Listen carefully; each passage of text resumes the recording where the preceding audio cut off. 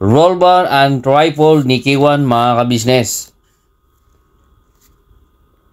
So dito lang po matatagpuan sa Chiscal, Binyan, Laguna mga kabisnes ha.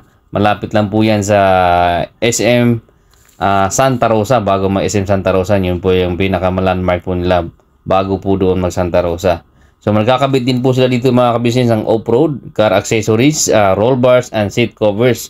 So kung saan nagpapakabit po tayo ngayon dito mga kabisnes ng roll bars at tripod ni kabisnes. Ang purpose ko po kasi dito mga kabisnes, dahil nga po kakargahan natin siya ng mga gamit sa likod.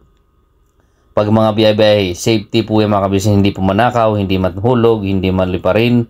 Kaya pinalagyan natin siya ng tripod cover mga kabisnes. Tapos meron din pong nakikita nyo po yung roll bars na po yan.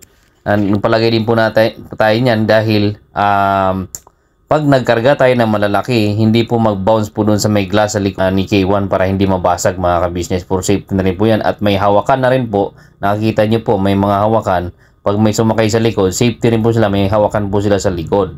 So, maabot nga po yan mga kabisnes, no? Na tripod natin, 32,000. With auto lock na po yan ang pinili ko mga kabisnes. Tapos, yung roll bars naman is 27,500.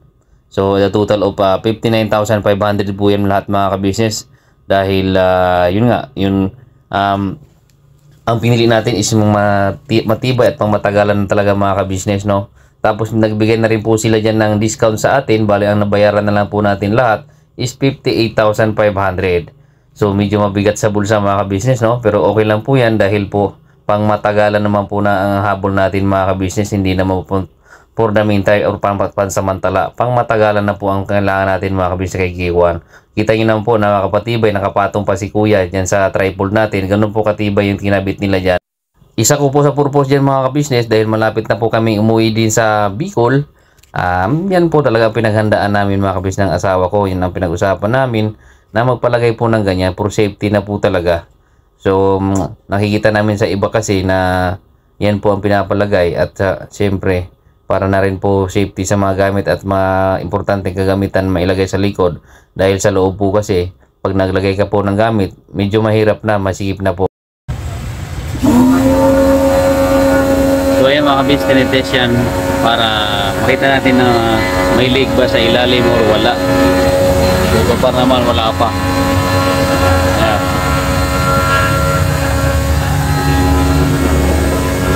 Waterproof po dyan mga kabis.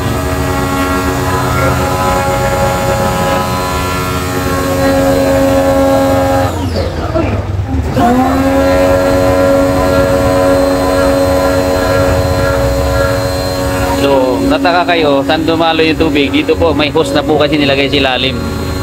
Sinuksok po dito, binutas po yung bed liner. Dito na po diretso sa ilalim. Okay. Side ba yan? Oh. Pangalawa, sir, meron pa siyang gano'n. Ganon din. Pangatlo, meron din siya gano'n. Okay. Kahit po, sir, meron kasi nag-i-taste ng dito, sir.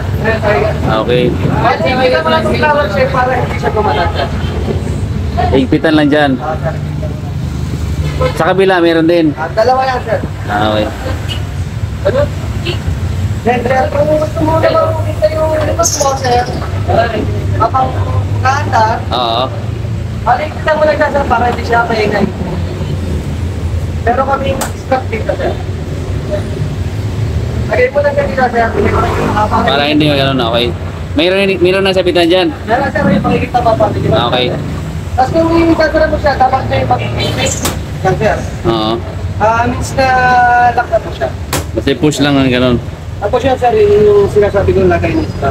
Yun lang. Tapos, sir, ang kagandahan po dito, pwede mo siyang patungan sa ibaba. Patungan mo nga. Kanyari, hindi ka nagkang biga. Ikaw may mga star-star, sir. Ayan.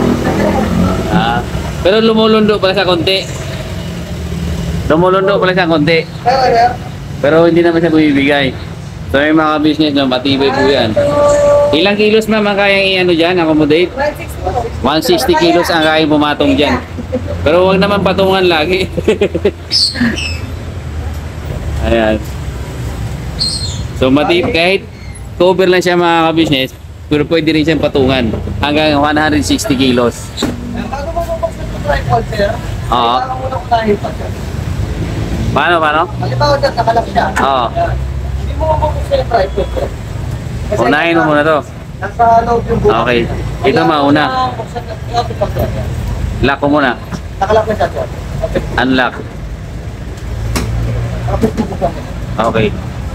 Ayun ang nagandahan mo. So yan mga kabisnes, tapos na tayo magpalagay ni K1 ng roll bar at tripod. So for safety po kasi yung tripod mga kabisnes sa mga gamit na pagbubiyahe tayo. Yan kasi yung tripod na yan. Pag may gamit ka dito, wala kang ganyan. Kaya mas safety po yan ganyan. Medyo may kataasan yung presyo pero talagang solid naman. Oh. Matibay at pang matagalan talaga. Ito naman yung roll bar niya. Oh. Tibay.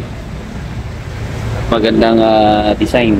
Kung gusto niyo pong may unit po kayo dyan na Hilux o ano man, Strada, Raptor, kung ano pong pick-up, dito lang po yan sa Binyan. Hanapin niyo lang po yung i-search niyo lang po yung Cheese Car. Dito lang po yan sa may Binyan, Laguna mga kabisnes bago mag SM Santa Rosa.